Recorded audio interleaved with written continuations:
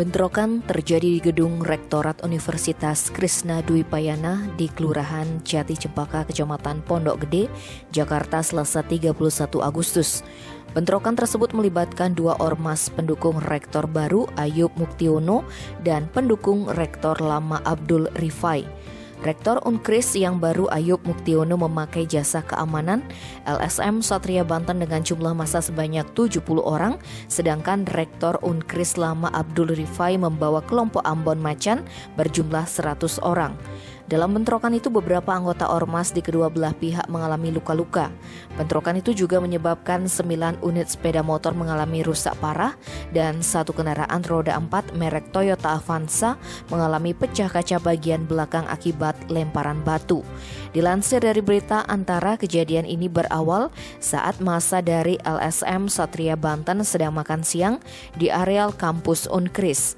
Tak lama berselang tiba-tiba datang kelompok massa dari Ambon Macan langsung menyerang ke dalam area kampus. Pukul 13 WIB, petugas berhasil mengamankan situasi di dalam kampus Unkris, namun pada pukul 14 WIB kembali terjadi keributan di dalam area kampus Unkris. Kedua belah pihak saling serang menggunakan batu dan senjata tajam.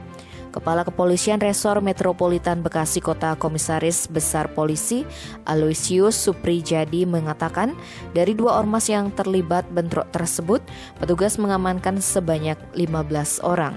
Dia menjelaskan bentrokan dua ormas itu mengakibatkan 1 orang meninggal dan 3 orang mengalami luka-luka.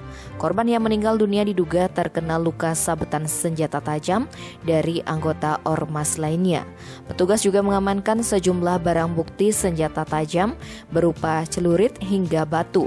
Kini polisi masih menelusuri pelaku lain yang terlibat dalam bentrokan tersebut.